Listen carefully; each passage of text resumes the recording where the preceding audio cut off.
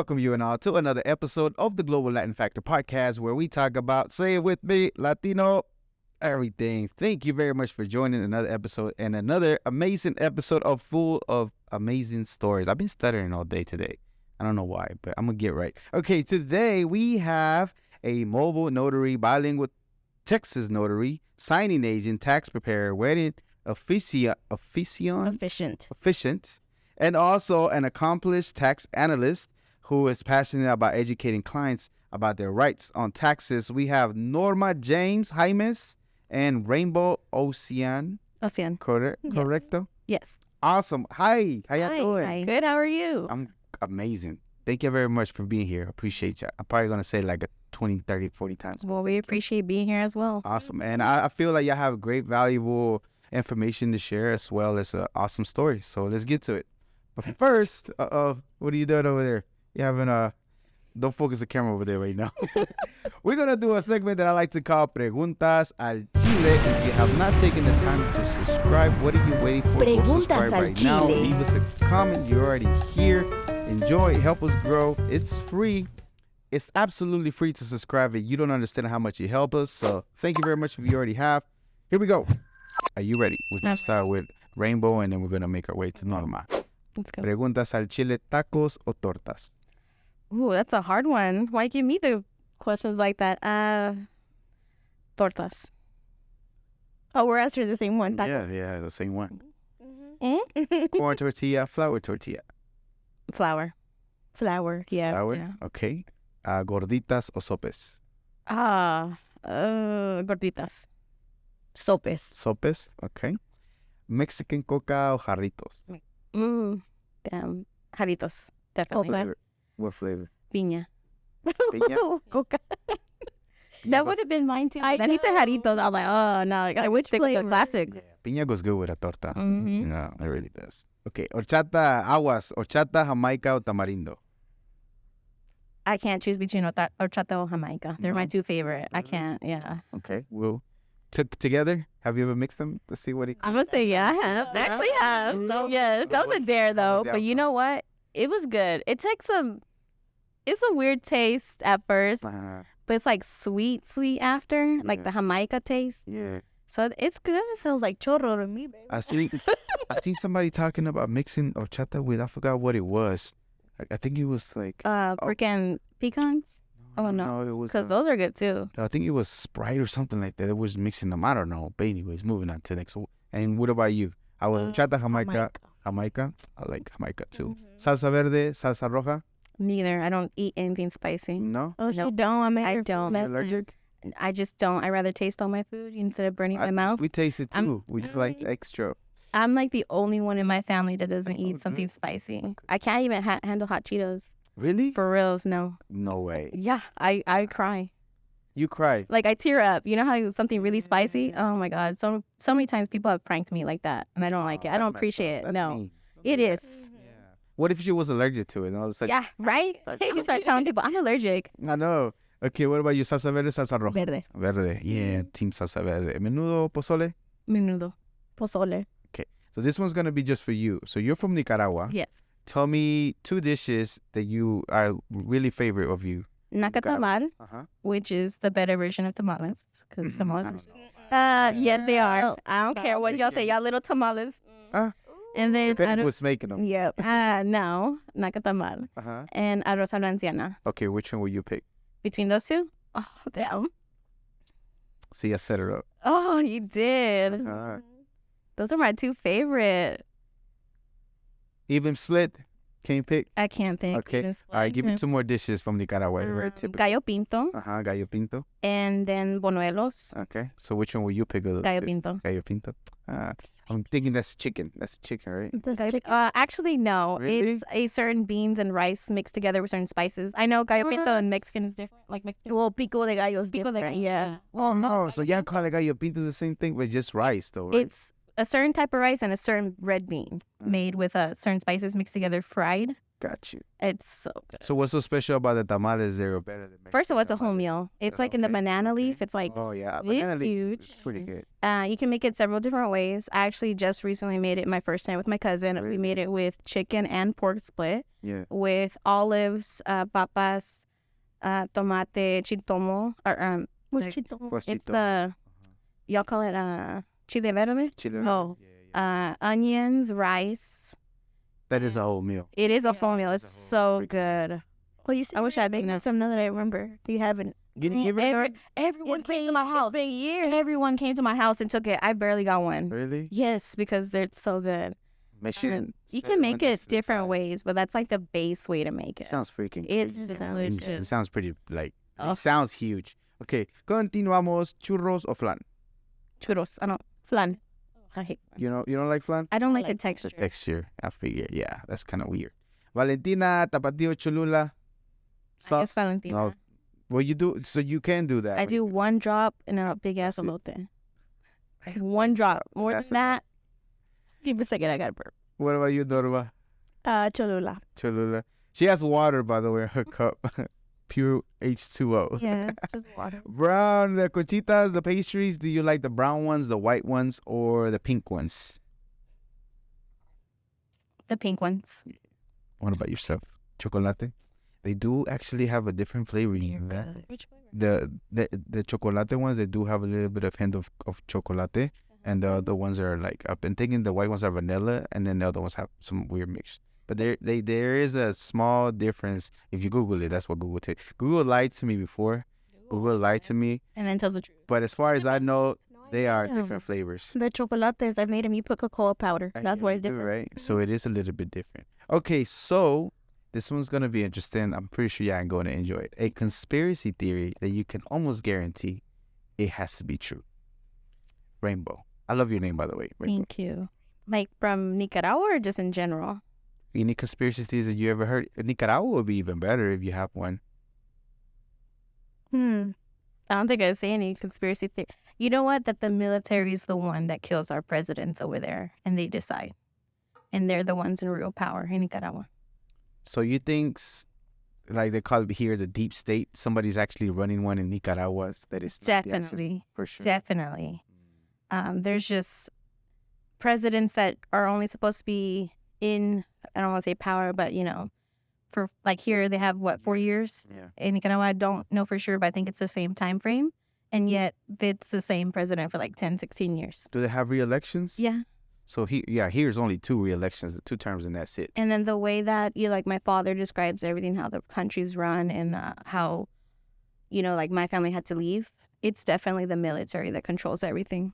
Kinda We'll, like we'll Mexico. touch that up because I would love to hear that story here shortly. What about you? A conspiracy theory that you could almost guarantee it has to be true. That the military is aware of Area 51. Yeah.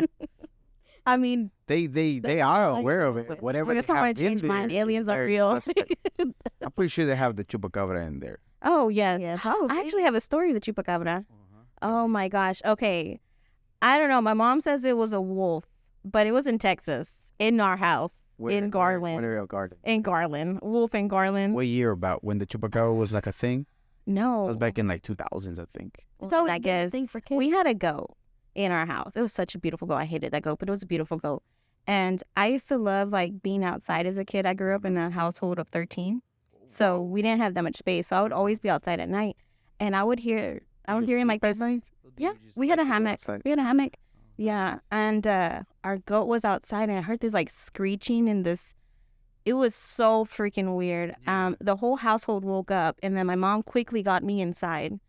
And I wasn't supposed to. We had a sliding door from the kitchen to the living room. And, kids are nosy. Yeah, of course. And I slid and that goat was ripped from here, like all the way, all its insides were out. And my mom was like, oh, it was just a wolf. A wolf is not going to do that. And the skin was still attached. It was just the insides that were out. See, I wouldn't think it's the chupacabra because the chupacabra literally left like 3 marks and the blood was gone. Like all the blood was sucked out of the whatever it was. That's what they call it, chupacabra, because literally there was like not only goats but cows too. You found like a few Just sucked incisions dry. and then sucked dry. That was like I feel it was tore. my theory on the chupacabra is that some alien landed and the pet got away. That was their pet, and they couldn't catch it, and it was like doing havoc and eating all this animal's tail. They finally caught it because all of a sudden it just disappeared. What happened to the chupacabra? It left. Well, the owner or the alien owner captured it. And Got the tracker tag. This is just Like, my I have a big imagination. imagination. I know. Well, it could be true. You never know. was That's thinking- interesting. I've never heard that. Oh, that's What can interesting. it be? I'm like, it has to be. It was described as some kind of wolf-looking thing. Sound like a pet. So I'm like, if it was a pet, it got away from whoever the owner was, and then eventually it just disappeared. Like, okay, so it couldn't have died because we weren't able to get it and see it. So maybe they just got it back and took it wherever the hell they came from. Okay, I could see that. Or I feel like I've seen descriptions of it, like mixture of a Tasmanian devil and like kind of horns and hunchback. So I think all of us have a great imagination and we see stuff that maybe doesn't exist. But the way that I seen it is like a dog-looking thing with like spikes in the back. Yeah. And that's the one you seen too? Well, Okay, so when you hear the word Latino, what comes to mind first? family. Rainbow, family. same family. Yeah. I like that. You're not gonna copy her answers. No, the whole it's time. seriously No, family. family. Like I feel think like when I you feel like elaborate. family united. I think getting together into meal, just a homeness. Yeah. That's what I feel when I hear Latino. What about you? Elaborate on the family thing. well, I just feel like it. Maybe this is my family problems, but I'm talking about immediate family, like Gotcha. siblings, mom. Of course. Yeah. That's true. That is true because I think if it's something about Latinos that we take pride of is in our family being united, Yeah. being always around each other and making sure that we're taken care of. That's We pretty build dope. each other up, or at least we're supposed to build each other up. Not every Not every family, but family, but that's how I it's mean, supposed it to. happens. I mean, it's crazy that a few family members. It just depends on what happened to them, why they are the way they are, or whatever. But there's no excuse. But there's a few family members that we can't really totally outcast them. We gotta kind of sort of steal be best that around. we can. But there's some of them things that are not unexcusable. It's kind of hard to forget and forgive. So I see why people would literally stay away from certain family members. Yeah. It's the toxicity, and then I feel like how people, old school, Yeah. they excuse a lot of the toxicity because family's supposed to stand by each other no matter what. But I think now people need to hold family members accountable. Yep. Yeah, you know? I feel that because otherwise we're not gonna be able to grow Nope, we'll stay stuck. and take our generation and the next generations further if we just keep doing the same thing. They've been keeping us in the same Repetition, place and not grow and take our family further. We need to see the bigger picture Yeah, instead of our absolutely. old values, Yeah, old because- traditional values. We need to because- modernize them. You're right. Yeah. So because fuck certain- that tia that miss me. I'll just play. Because all those things Not my eventually tia. they have to. Don't come for me. those ideas have to be like. They're old. They're old outdated. traditions. Yeah. And we're in modern times. Okay. So before we get to the interview, you had a very interesting story. So you're from Nicaragua. Yes. You were born here, but your parents were from Nicaragua. Yes. Can you share the story to us? How the story goes. Uh-huh. There was a war. There's still kind of like a guerra going on. Entre los from like to generalize like the villagers, against the government, In political. Nicaragua. Yes. My dad was an ingeniero. Yeah, engineer. Yeah, an engineer. I forgot what. And then my mom was a socialite. So she's from money. I had several uncles in the political field, Right. and they put a hit out on my family. I had, I want to say, 4 older sisters that were already born there, and they were going to kidnap them, kill my mom and my dad, and put them in the cocoa fields. And how it goes, the cocoa fields were for the military guys to have fun with the women there. Yeah, of course. So my mom got a call from my uncle who worked in, with the campaign or whatever. Yeah. He's like, y'all need to come here. I have y'all's papers done that he already filed for them to fly. And they left with nothing, just whatever they had on their backs. And they were leaving in one of the trucks of the workers. And then the militaries passed by in that second. Serious? Yes, That's like a movie scene. it is. And that's the only, that call, had she not got it, I wouldn't be here. That's so And they left with, my mom, it was such a big culture shock for her because my dad, he was born in the village. He came from nothing and got everything. But my mom was a socialite. She grew up in money and having nothing when she got here.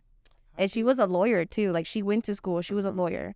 And you know, when she got here, nothing. How did your mom fall in love with your dad, being so different from different backgrounds? One with money, one without money. I don't know if I could tell the story of how they got married, but Arranged marriage or no?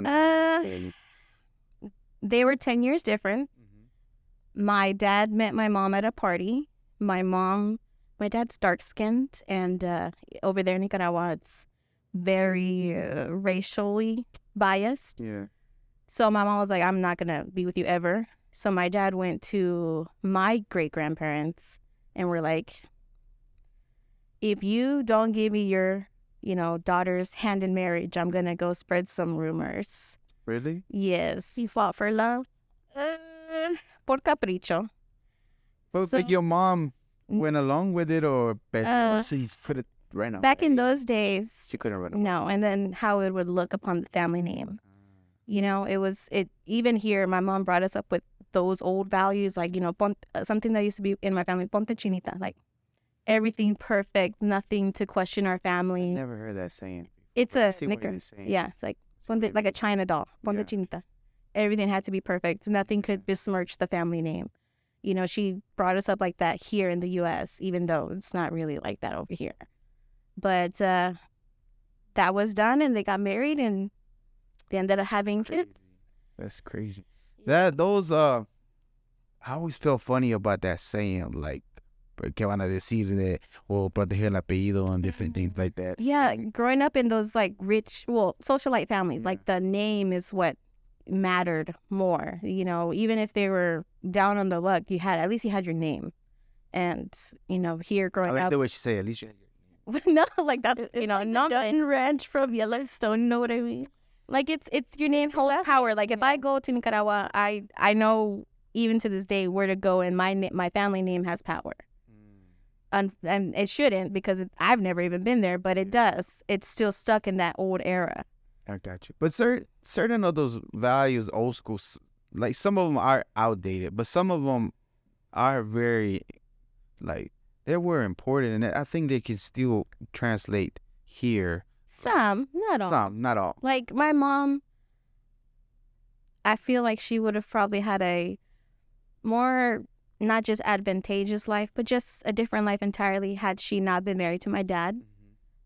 It was a marriage that she was put into, Got you. you know? Yeah, it's true. I mean, it wasn't that she wanted that 100%, and it's And crazy that my dad says the story very prideful, like very, yeah, I did it. Like years later, I asked him, because sometimes my mom they're exaggerates. still together. My mom passed away, but they were together until, yes, so they were together until she passed away. But I asked him, I was like, how did it happen? He's, oh yeah, that's exactly how your mom said it. Yeah, I wanted her.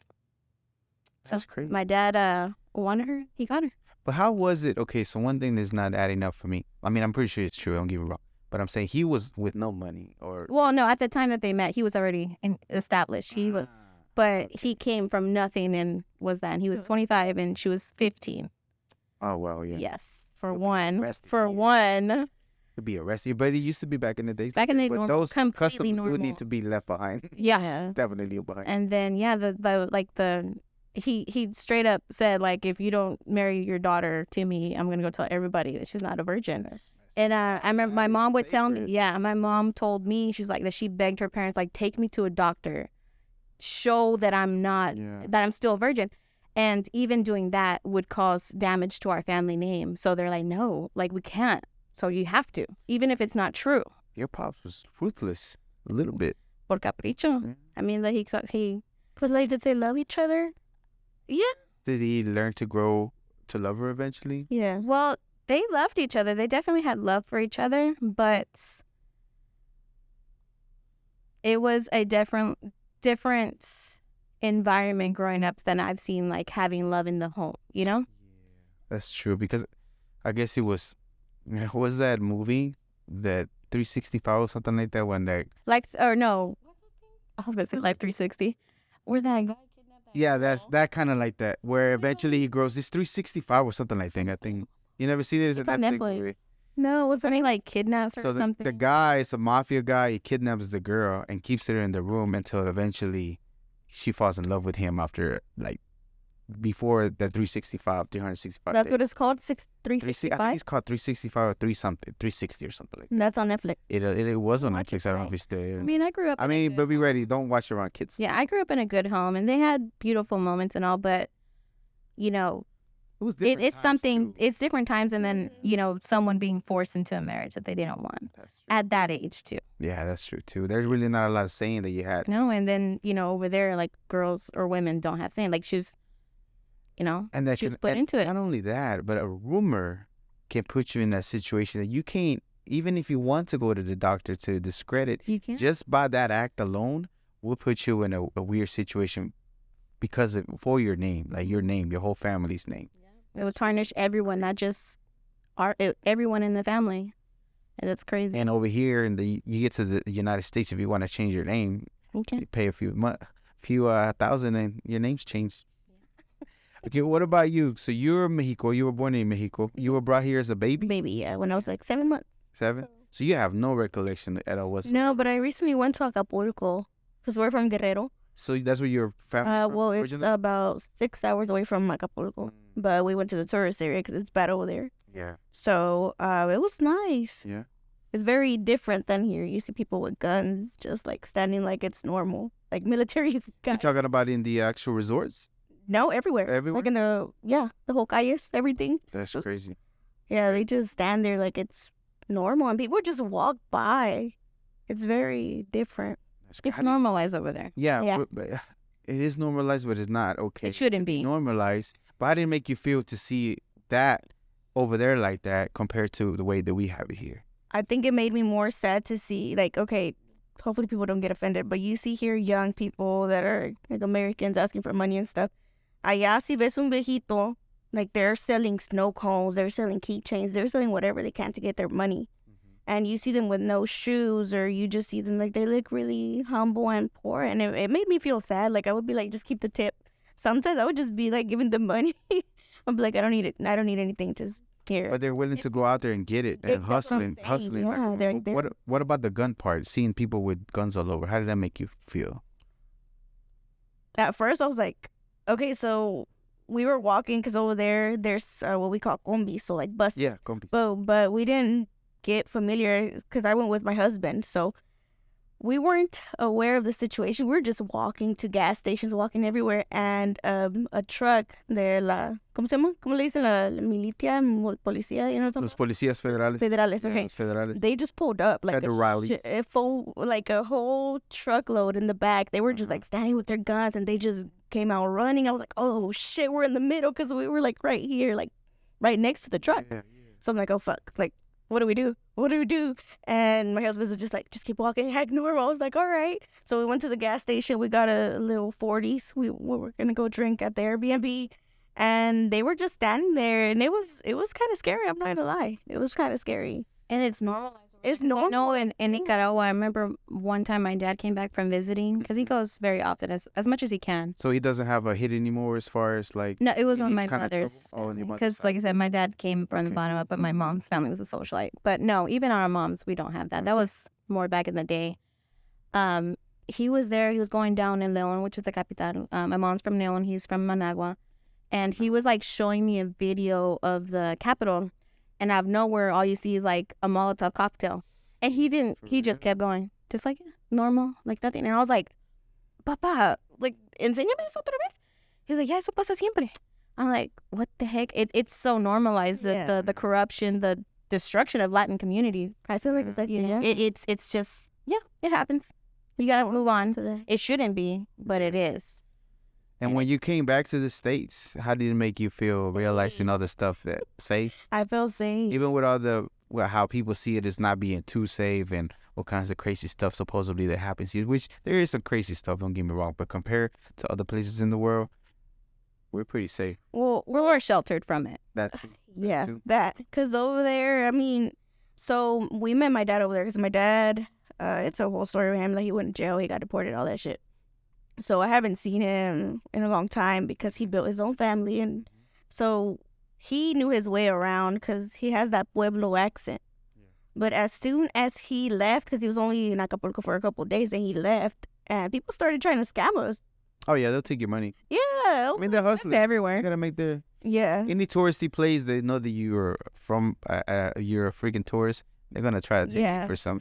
When they try, just like okay. Sometimes I do. Or when they do that, give you the. So I'm like, okay, well, I'm not gonna give you money, so you're gonna have to rip it off of me if you want it back. Yeah, I would rather have. I seen videos, crazy videos like that. But I would like, no, por favor. But if I want to, I wouldn't barter with them. I wouldn't negotiate whatever they want to. I would give them additional to me. But that would just be me if I was to do that, because I know that's how they make their living and they're working really hard, and sometimes they're depending on that. And if I have it to give, then I would give it to them. But I would get something from them. You know, I wouldn't try to negotiate the price down. At least for me. For me, I always say no, and I feel like that's true. I do say no. I get not annoyed, but like if I say no, don't make me say no 5-6 times. Yeah. I went to Rome with a cousin of mine. We were at I forgot.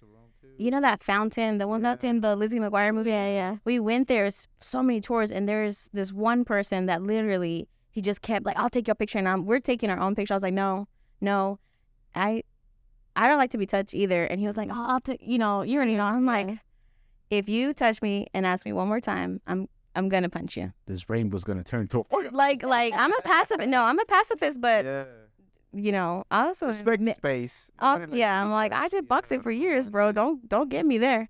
And I'm like, I already told you politely no several times. Stop touching me. Stop. Like, I'm not gonna give in. Like, just stop. Oh, but they push. Rome is freaking beautiful, ain't it? It's like a whole movie set, to me at least, when I went to visit. Of Italy, Rome was my least favorite, and I feel like it was just so overrun by tourists. Yeah. Well, when I went, maybe it was because it was in October, and it wasn't. Oh, I went in January. I felt it was pretty cool. I felt like a whole. It was beautiful, but it was just so much tourists. But besides the tourists, at the time, doesn't it look like a whole movie set? Oh yeah, it looks like a freaking movie set. Like there's stuff ruins just. There's ruins literally right there, just laying down, like, and nobody's picking them up. Like, nobody's gonna pick this up, but it's just part of the ruins that've been there for freaking years. Yeah. Like, that's freaking crazy. And then the Vatican, the Colosseum and all that stuff was like, man, it was dope.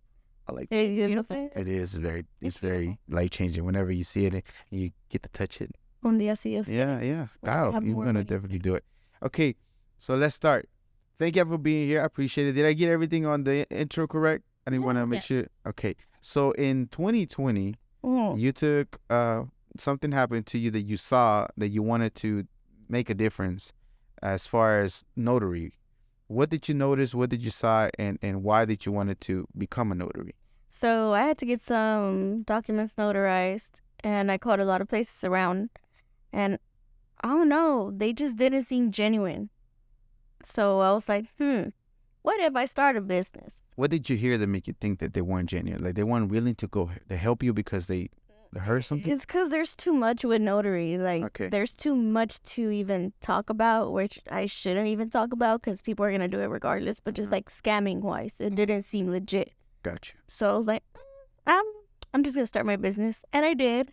And it's been going good. Okay. So, but not only that, in addition to, but you also wanted to make sure you focus on the Latino, the Hispanic community, because why?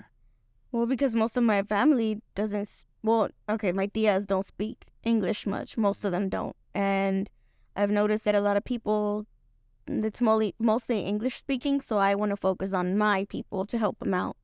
So I've been getting most of that crowd as far as like clients. Did you notice that also there wasn't a lot of notaries that were either, that were Hispanic, not to mention their language too, they didn't know? Well, the thing is that there's a lot of notaries. Now. Anyone could be a notary, that's the thing. Pero que lo hagan bien es otra cosa. And not you were right. I do. And I speak good English and good Spanish, so I feel like more people would trust me because of that. Okay. So if I was somebody from the streets and I wanted to become a notary the right way, what is the steps that I have to take based on what you went through to kind of sort of do the right steps to become the right notary and do it for the right reasons and do it correctly? I mean, you gotta study. You have to learn the Texas laws first of all. So what you did first? You started looking at the well, laws? you have to pay to become a notary. So first I became a notary. I didn't notarize anything till I knew legitly, because what a lot of people don't know is that matriculas, you cannot use them to notarize a document. So one more time, repeat that again. matrículas, like matrículas consulares de Mexico or other countries, is not accepted here in Texas. It's not accepted here in Texas. Yeah, and every other state, they have different laws. Like California, I feel it feels like more lenient than Texas. So you have to learn all of that. And I've seen people, notaries, tweak documents and shit. Stuff like that they aren't supposed to be doing. So then the clients call me and they're like, well, this last person did this for me. And I'm like, well, I'm sorry, but I can't do that for you. Yeah. Not that I don't want to help you, but I could. You're helping them in the long term. Yeah. The right way. And you're explaining it to them the reason why you're not able to do it because it's not legal. And not only you can get your stamp taken out, but they can get in trouble too for forging documents for the state of Texas. Okay. Yeah. So what is the most interesting? Okay, so after you do that, you have to take a course, right, to be able to become a notary? I can't remember. I have to take. So I do notary for closings, like whenever you buy a house, there's a notary that comes to you. I had to take a course for that. For that, yes, I had to take a full course. But for a regular notary, I can't really remember. But I know that they ran a background check for that. Okay. So I was looking into how to become a notary on Google because, I have to know what I'm doing. So apparently there is a course that you have to take. And then after you finish the course, well, first you have to make sure that you're over the age of 18. Make sure that you're not a criminal. You don't have any kind of funny business going on. And then after that, you have to take the course. And then you have to solicit your supplies for the notary, which is your stamp and all kinds of other different things like that. But then in addition to that, you went even further and became a notary to do closings for mortgage. Like whenever you're doing a closing or a purchase of a home or even a refinance. Trailing homes, HELOCs, anything like that. How many pages do you have to do? Ooh, it depends on HELOCs could sometimes be up to 300 pages. I know. So I did mortgage for a little while. Okay, I didn't prepare, but I know the package that entails. Yes. And there's a lot of documents. It's very hard sometimes, but thankfully I've only messed up 2 times. Okay, how did you mess up and how did you realize it was messed up and how you correct? Oh, it's not that bad. It was I just missed a stamp. Like my seal, that's all I did. Okay. But I still messed up. What's a good tip for the stamp? What do you have to do whenever you stamp it? Make sure you put a stamp on every time you have the state of, county of, and then you have your notary section. Just put the stamp unless the company or the mortgage company states otherwise.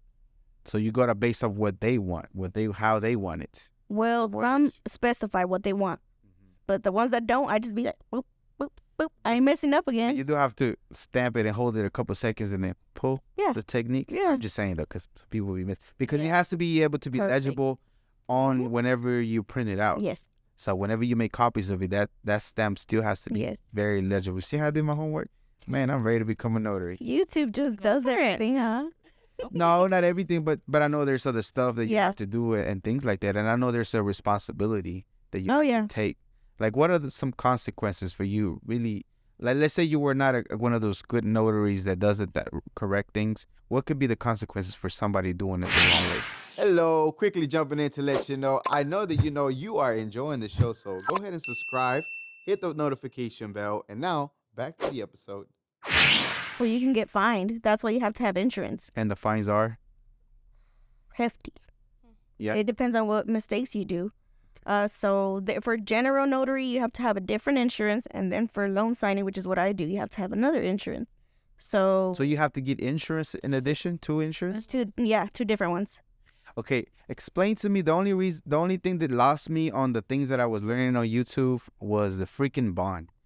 Because when I'm thinking of bond, I'm thinking of like... You getting your out of jail. You know what I mean? That's what I thought. I ain't saying I've never been to jail, but I know a little bit about getting bonded. Something like that in the same region. So I might have experience with getting bonded. You're talking about savings bonds, CDs, right? But the bonds, the security bonds. Okay, so how does those work exactly? How do you even go about getting one? Well, once you become a notary, you have to get your surety bond. $10,000 here in Texas, right? You could start, minimum. Minimum.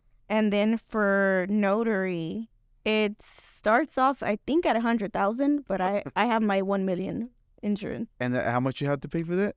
Don't ask. I mean, I'm just saying for the general public. It depends. No, it's because there's so many companies. It's like you go to Progressive or you can go to could be other insurance. Why did you feel going for, instead of the minimum, why did you want to go for the million? Because Cover the coverage? Cover everything. And on top of that, I work with good clients.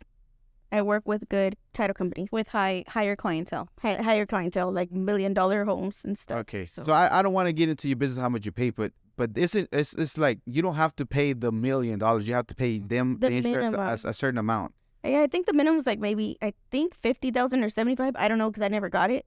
I did get 100,000, and then that's when I went up to $1 million. So Got you. And then you pay that all at once, or do they give you like a loan for you to pay that no, you bond can pay that monthly. monthly? Yeah, they just take it out of your card. Okay, Yeah. so you can do that. See, that's what I'm saying. Think of insurance as like a car insurance. It's like a car. Same, Yeah. Exactly. same principle, thing. just higher stakes. Because when they went into bond and the lady was explaining, they were doing, I had like 5-6 videos and I was getting the hang of it, but they were not going into detail about the bond. I'm like, so how do you go about getting the bond? And what the heck is a bond? Because my understanding of bond is different from a notary bond. But, and then, so you start soliciting insurance that you want a bond, and then after that you settle with whatever you wanted to, 10,000, 100,000, the higher the better. And then after that, you make arrangements with them to pay them accordingly monthly, and then that's it. That's how you get it. But you have to have that in order to be a notary. You have to have that. absolutely have to. Yes, because if anything happens, let's say you do a closing wrong or you forge the document like some notaries do here, and they come after you like this. No, I do my bad. I use my hand motions a lot, but let's just point that way. Not a notary. She's not a notary, guys. But No like self-incriminating. I told you that earlier. no, she's not even a notary. Yeah, But I'm saying it's because I move my hands a lot. But yeah, like let's say someone messes up and they come, the state of Texas comes and they're like, hey, you're gonna get fined and you're gonna lose your certificate. Like you can't do that anymore. You gotta pay. Do you think that people do it the wrong way because they know they have insurance to get away with in case something gets caught?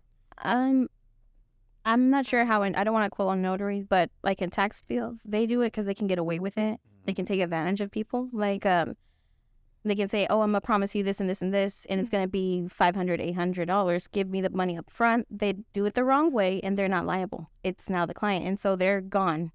And now the person that they did the services for has to deal with the aftermath. And that's what.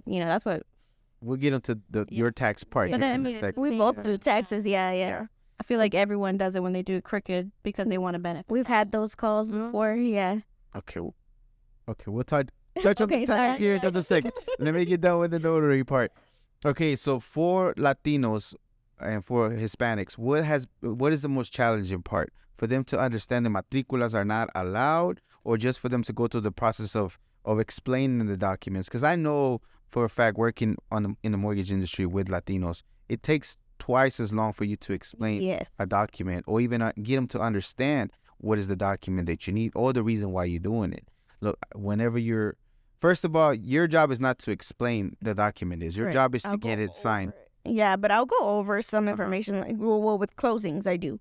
Like, I'm like, okay, this is like your promissory note, or this is this and that. But I don't go into details like running numbers, because that's something that should have already been explained with the title company. You know, the processor and the closing agent. Yep, exactly. Okay. So I don't do that. But sometimes they're like, hey, ¿por qué es esto y esto y esto? I'm like, pues tiene que hablar con esta persona, and they don't like that.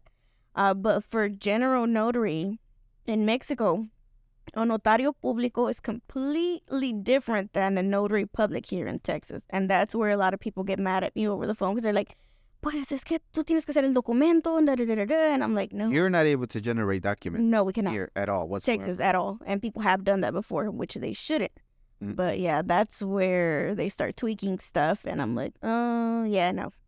Like, I'm not going to lose my license because I make more money doing closings and stuff, so. Yeah, that is true. So some of the things they bring from whatever they know about a notario público in Mexico, they have that knowledge, thinking that here in the state is the same, but here is a notary, public notary, or? We cannot use the term notario público here in Texas, because people automatically think, oh, you are like a lawyer in Mexico. And you're not. And we're not. We're not lawyers. Okay. So you're a notary. Public. Notary public? Yeah. See, I always thought it was a public notary, but it's a notary public. I mean, either or, I guess, as long as they know it's from Texas. Use of phrase, Yeah. Okay. Yeah, that's crazy, because it's crazy from being in one culture, coming to a different country, thinking that it's like, even though the translation is the same, it's not not the same meaning as far as what you're able to. So why would a person need a notary here in the States? Why would you want to besides the closing, we understand that. Yeah. Because the closing has to be certified, make sure it is. But why would you want to? Everything. I mean, If you want to give someone a car or an affidavit or a divorce decree, you need a notary. someone to watch your kids. Someone to watch your kids. Your child needs to travel to another country. You won't be present. You need that consent form because I've had people call me that their child was stuck at the border. Yeah, power of attorney. Power of attorney. There's like so many things that you can get notarized. Dang. Yeah. And you have to have it notarized. You in order have for it to. be. If What- it's what- not, it's not legal. What is the stamp gives it more than just me writing a paper to somebody? What does We it work do? for the state of Texas. Anyone can write a paper. Yeah. But as a notary, it's like you're putting it's illegal. You're legalizing it. It's more. It holds up more in the court of law, In the court of law. as opposed to hey, my child can stay with fulano de tan cual, as opposed to no, legally, if in my absence, this person is responsible, Yeah. or this can be done in my absence, or like a power of attorney for someone who's disabled or someone in a coma or military, things like that. Okay, and for anybody that wants to solicit your services to notarize, whether it be closing or whether it be just notarizing a document, whatever it be, what are the valid identifications that you have to have in order for you to be able to check in your part the required documents for you to complete the stamp? Valid US ID, driver's license, passport. For real estate documents, you can use a valid foreign passport. Yeah. So, For HELOCs, you cannot use a power of attorney whenever you're doing the HELOCs. HELOCs sometimes do have power of They attorney. do? Mhm. In Texas? Yep, I'm doing one tomorrow. Well, 2 tomorrow, actually. For POAs? HELOC? Is that new? Yeah, HELOC. Limited power of attorneys? Yeah. They can do a HELOC? Uh-huh. Because all it's saying, well, depending on the document, but a limited power of attorney just means that if, like, the signer messes up a document, we can just write over it and initial it saying that it's been corrected. Okay, what That's about a a little cash out separate. refi? Are you able to That's do a what I'm POA? saying. Is it same? Mhm. I could have sworn I thought it was different, but When you're was the that? expert. How long were you? How long were you studying? Yeah. Like, 2 years ago. really? Yeah. Hmm. To my understanding, the POA wasn't able to be used on a HELOC or a cash Should out have refi. been at that time. Yeah, Or but it's you're right. always certain. It depends on the document. Mortgage Yeah. changes a lot in their rules of Just- things yeah. like that, and I know that we're pushing HELOCs a whole lot more for the past few years, so I don't doubt if they changed a couple things. I just thought that it Yeah. wasn't the case, but It depends. Yeah. It depends on the docs. Yeah. okay, that's cool. So awesome. Thank you very much. I appreciate it. That was awesome. Thank you. And you're a notary. If you need your services, you have a website. So you took it serious. You created a whole website and everything. Yep. So what gave you the drive to want to make sure that you do it correctly? Because it seems like you want to make sure that it gets done correctly, right? Yeah. Did you have an experience that made you think like, I have to do this right? I cannot just go out in here doing the things like everybody else wants to do it, and it's not the right way. No, I just wanted to help people, honestly. Like I said, the first time that I got something notarized, it was around one of those mom and pop shops where they do taxes and notary. And we're not supposed to write down the ID numbers and stuff, and I had to get something notarized. And this girl wrote my whole driver's license. Oh, for my first business that I registered. She put my license on the the document that I was taking to Dallas County.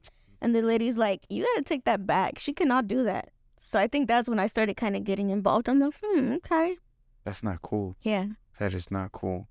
And what are some big no-nos for notaries to make sure not to do 100? Like, you absolutely cannot do this, or you're behind, will get in trouble.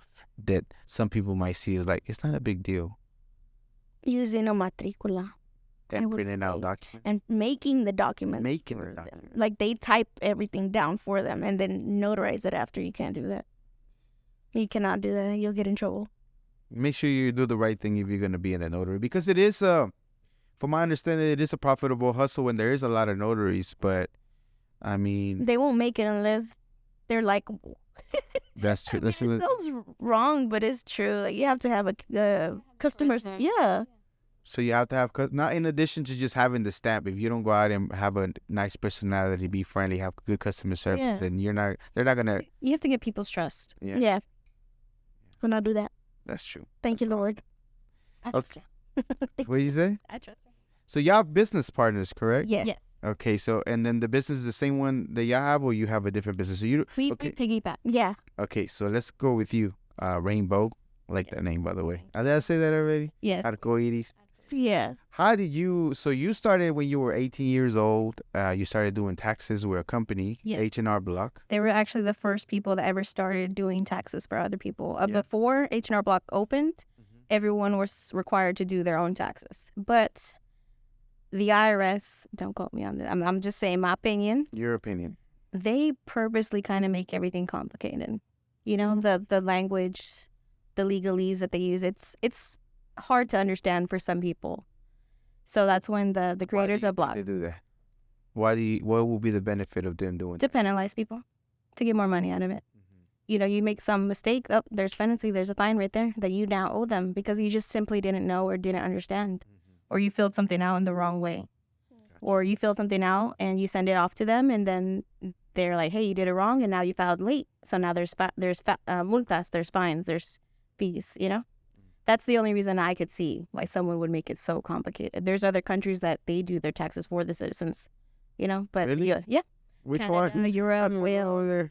Canada does it for them. Wales, all over Europe. You know, the U.S. Searching that. You should. Like, we're stuck in old times.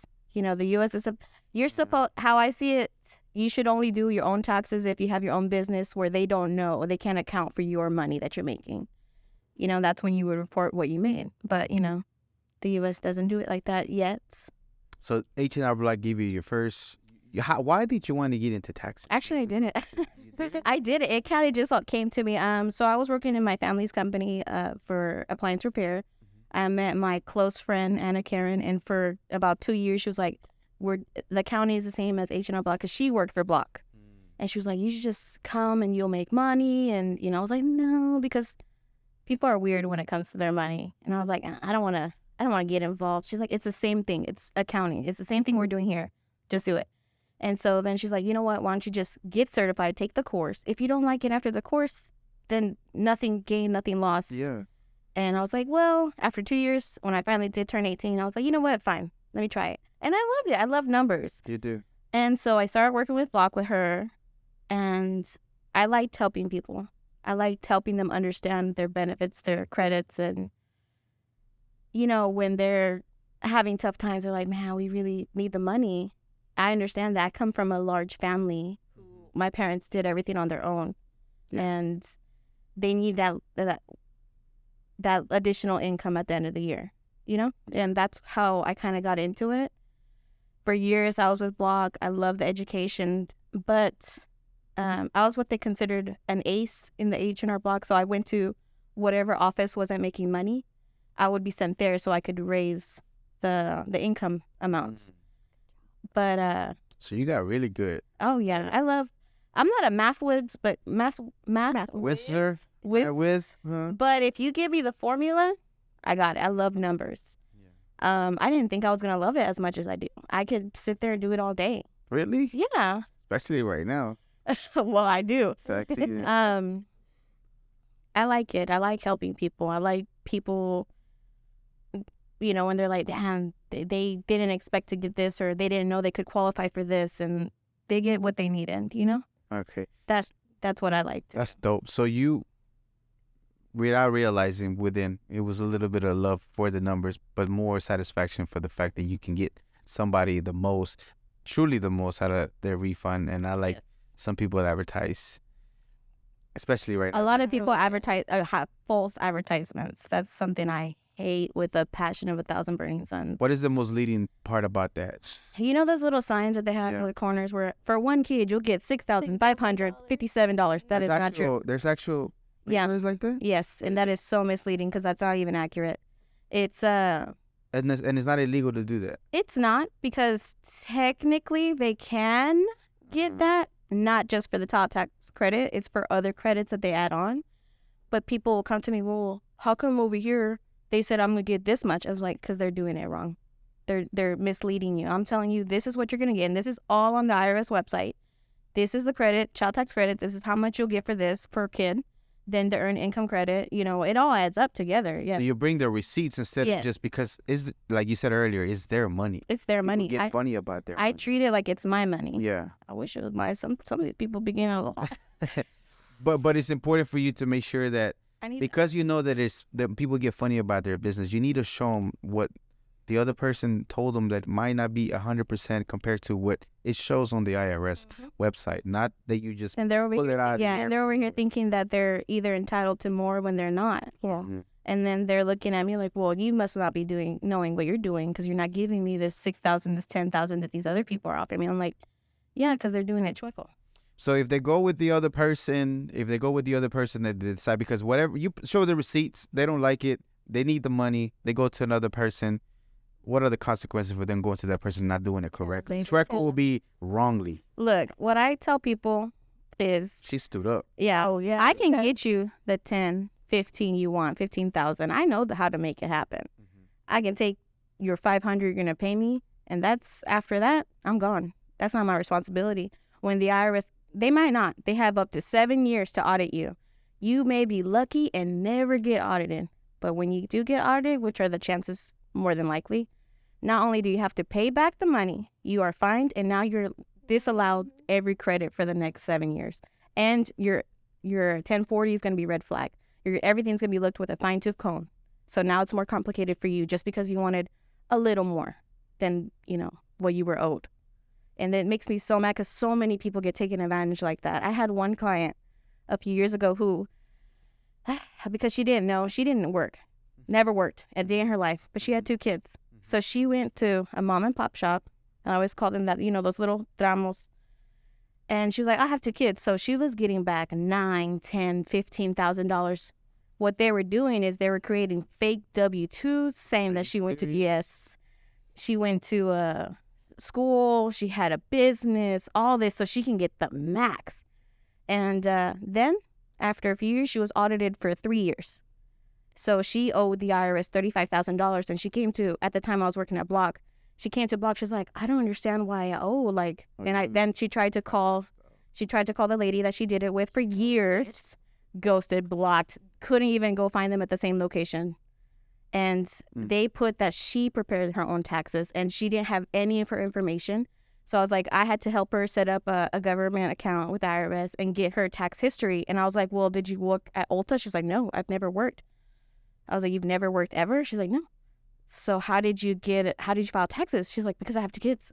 I was like, ma'am, that's not how it works. So they sold her on the idea that just because of those 2 kids without no work history, she had no idea that they were fabricating those W-2s. She didn't know at all. She owed $35,000. And so then she ended up having to get a job. And then I told her, for the next few years, do not expect anything because they're just gonna take everything. Okay, so let's say now I was vulnerable, gullible, and I didn't know any better. And then the tax person did me wrong, and now I'm going to you because now I have to pay. What can I do with the IRS to make sure that I can't pay them the $30,000? I just can't. What can the IRS do to try to help me out to make sure that I can still give them something, but I can still continue working? They set up payment plans. That's an option. But what I tell most people, like her, just work, and they're just gonna take your taxes for the next few years. So when she got her job, the next year she came to me at H&R Block. She was supposed to get around $8,000 back for her 2 kids, and because I told her to make them take out the max taxes that you can. At and what is the max at your job? About 15%. But you can actually ask them to take out an additional funds up to, I think, whatever number. But I told her, tell them to take an additional $200 every month, so she can pay it back faster. So that was $8,000. They just ate it all, so she didn't get anything back. And so for the next, I think she's still paying. She owes like about a few hundred now. And they don't play. They can garnish your check. The IRS can garnish. Can you tell them what garnish your check means, please? They'll take your money from your check, from your job. They'll call your job. They'll let HR They have the legal right to do that. Yes, they do. They'll call HR. They'll basically tell them, hey, this person owes us this money. They don't even need to give them an explanation.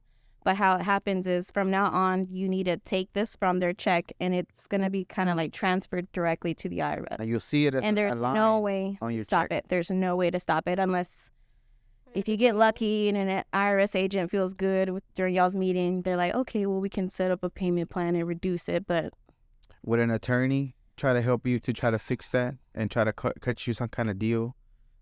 Because let's say like the lady. I feel like in most cases, an attorney is not necessary. It will help. But it's when you owe or when something else on your IRS or your 1040 was done wrong. Like I have clients who they've done it, their birthday or their social was given wrong to the IRS and now they have to do an identity thing or prove that they have the dependents. That's when I think an attorney would be best. Okay. What is the craziest tax situation you ran into?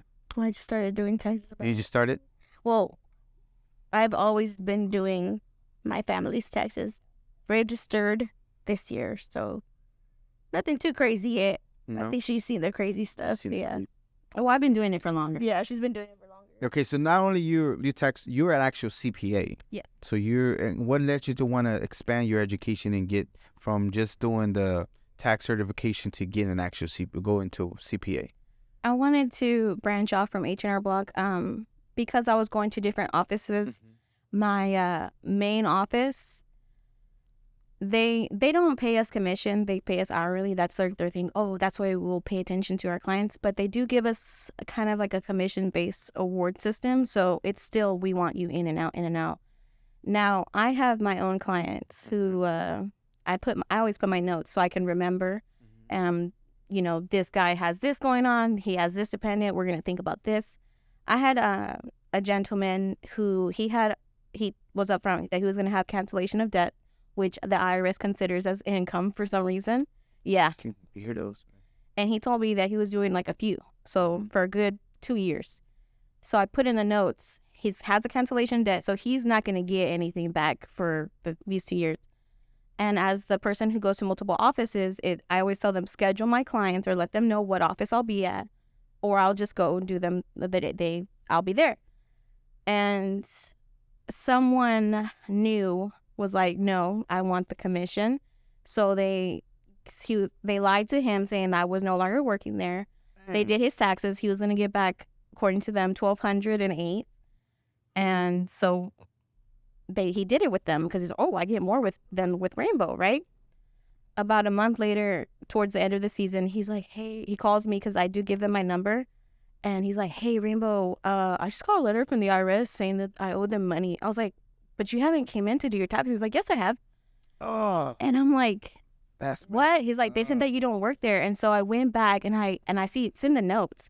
And I go to that tax roll. I'm like, for one, okay, you took my client, whatever. Why do you not look at my notes? Oh, well, I didn't know. Ugh. And so now my client owes and has fined because it's not even his, because he's a little slow, you know, and I put like he is unaware of certain things. So make sure to ask for the cancellation of debt, the 1099. So you want to make sure you detail with him to make sure that y'all get it in the right page, in the same page, to make sure you do it right. So now he ended up having to pay them back and he owed them. And now he's going to be red flagged because of a simple mistake, because they just didn't read the notes. And then it started happening with more clients because they were more concerned about making money. And I was like, is that like a big issue during this tax season in general? In general, yes. They're just, trying to get the client the money. Everybody and their mama I see doing taxes. Don't get me wrong. I don't knock the hustle, but I know certain things when they say if it's too good to be true, it's probably not. Go with your gut that it's not.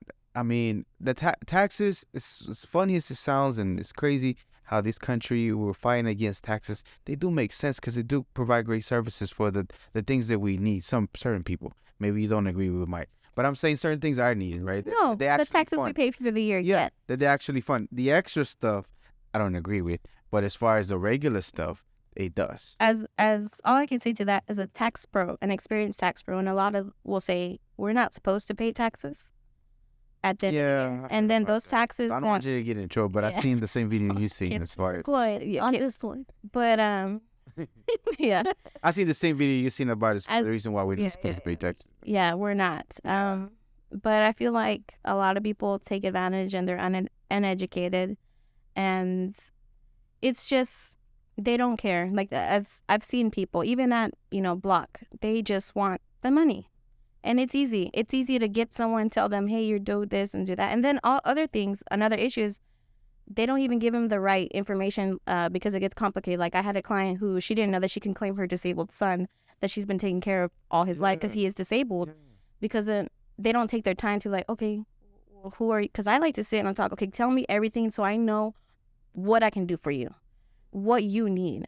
And so she had a disabled son, and she's never claimed him. And it's because it's more complicated. It is, but that's crazy because they want to get the quick buck. But they don't want to help the person. But they don't want to help the person with the other stuff that could benefit them too, because it gets too complicated. Yeah, so she's actually, unfortunately, the IRS changed it for I-10 people, so they couldn't go back and fix their taxes once they got citizenship. So now you can only go back 3 years to get credits that you were owed. So she is owed right now from these past 3 years $10,000 from not claiming her son these past years. And this year she's gonna get, if I remember right, like $6,000. And she's like, whoa, I only always get like 1,200, 2,000 at most. I'm like, yeah, because you've never claimed your son that you are able to claim. It's your right to claim. But they owe them a whole lot more back stuff. But don't let you owe some back taxes. Oh, they'll come get you for their money. Yeah. They take your check, but they won't give you. But a lot of tax pros at Block and at like Jackson, don't come for me, people.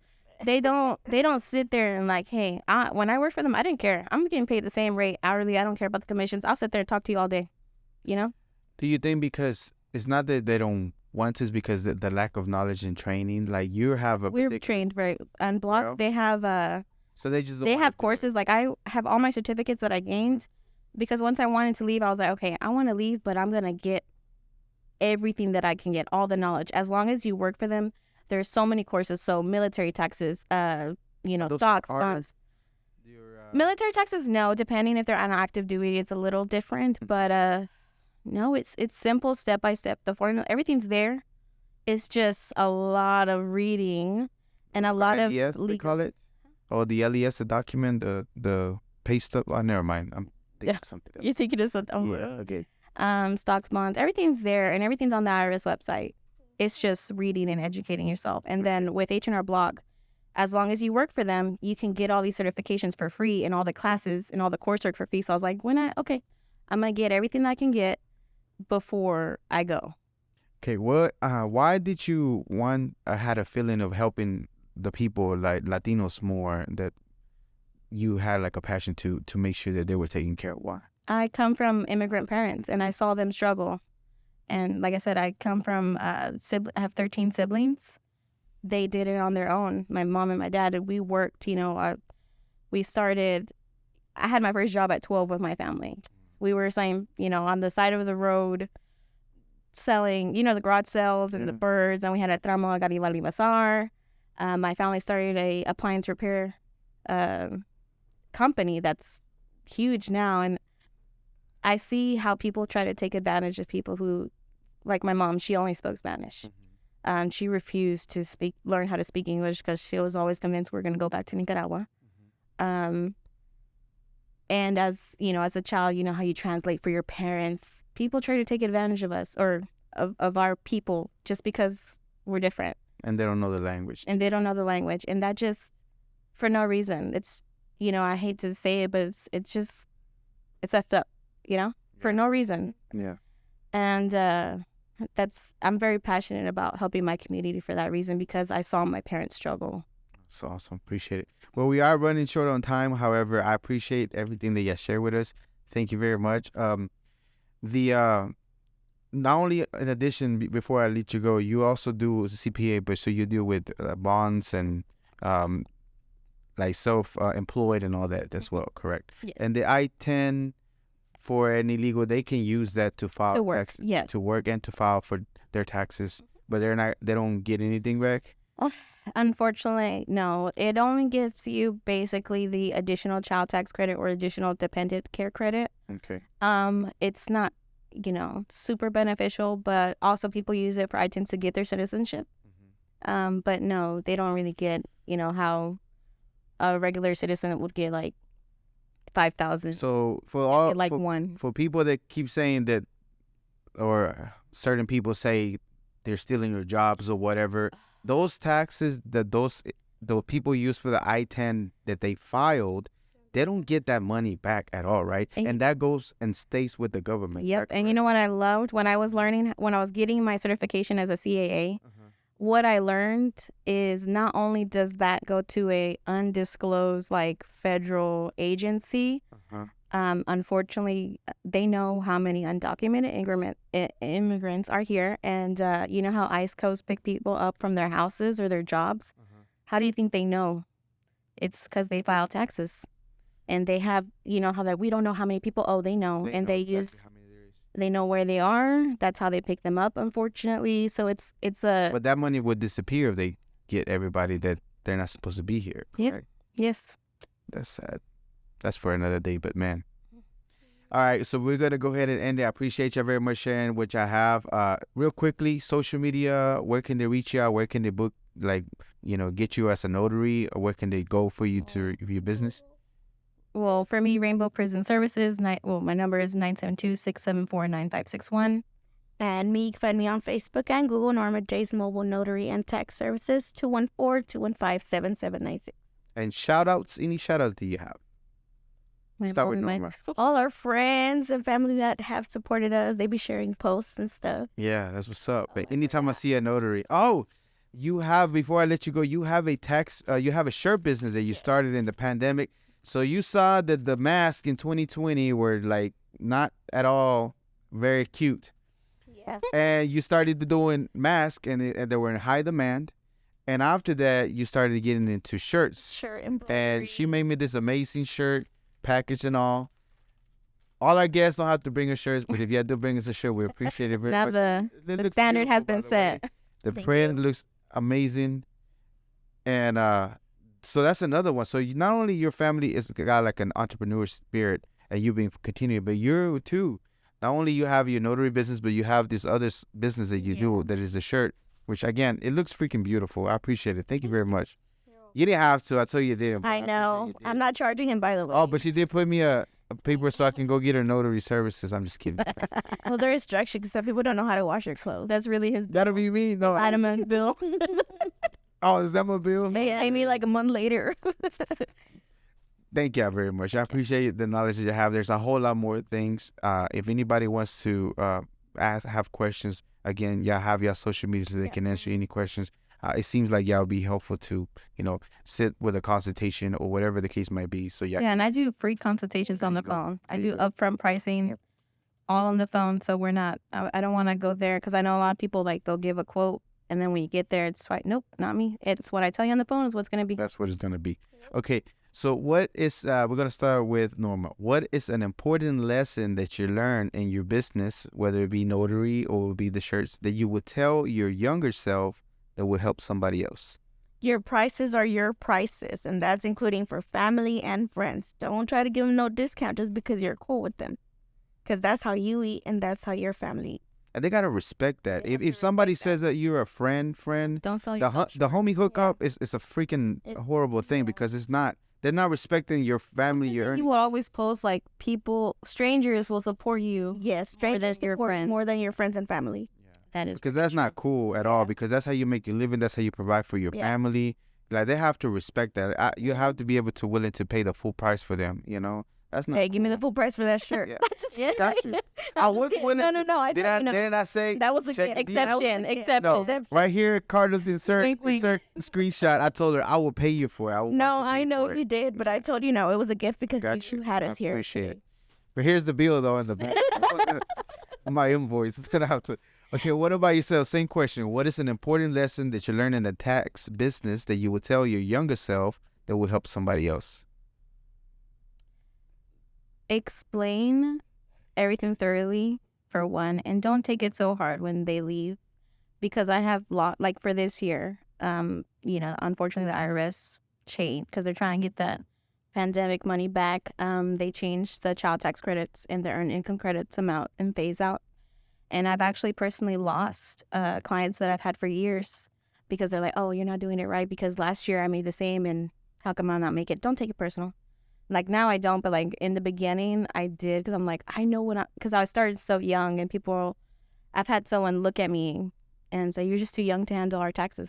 Not to mention with all the competition and the people that are not just correct. It is a numbers game though, the people that want to do it right. So when they come to you, just know that you're going to get it done right. Yeah. I just, trust yourself, trust your instinct. This was a deeper question, but I hope you are good with it. So usually when I wake up, I say a saying that I got from this guru in India, which I like the words. I'm not immortal, I am mortal, and I will die one day. That's just something that I say to make me realize that I understand I'm not here forever, and I need to hurry up and do things and get them done immediately. And I wish a long, prosperous life. However, at the end, what do you want people to think about your life? We'll start with Rainbow. Just short and quick, because we're about to be done. That I left a good legacy and I lived a good life and I made people feel at home. Awesome. Appreciate it. I just want people to remember me. Yeah. Not just because of my attitude or me being silly and stuff, but because I've helped them. That's what I want to leave behind. Awesome. I appreciate you. With all the beautiful work that y'all do, I think y'all really take pride in what y'all doing. And not to mention you from being Nicaragua, Mexicana, and they're helping all kinds of, I'm pretty sure all kinds of people from all different kinds of walks of life, Latinos, you know. Yep. To me, I feel like the global Latin factor is the impact that we do on not only the world, but in different places. So to me, both of y'all are definitely a global Latin factor. So Norma and Rainbow, y'all are a global Latin factor. Thank you very much for being here. We appreciate it. No further clap. Thank y'all. All righty. This was another episode of the Global Latin Factor podcast. Remember, we are just like you. We are human. We are the spice in this melting pot that it is the world. Until next time, bye. Thank you very much for checking out another episode of the Global Latin Factor podcast. Remember to subscribe, hit the bell. It means a lot to us. You don't understand how much you are appreciated whenever you do that. It helps us so much. And we are quickly moving on different platforms of the Latino community so we can bring you a lot more important content about Latinos, and it's all thanks to you. Thank you very much. What is de la Vigo? Walks like a pero but in fact is a flamingo. Coming to Havana and reach from Puerto Rico. On a pirate ship, you don't know where do we go. The birds of the jungle chasing fortune and fame, but Juan is flamingo is not walking the same. Balaje de la flauta en banana for fun. Es una vida loca.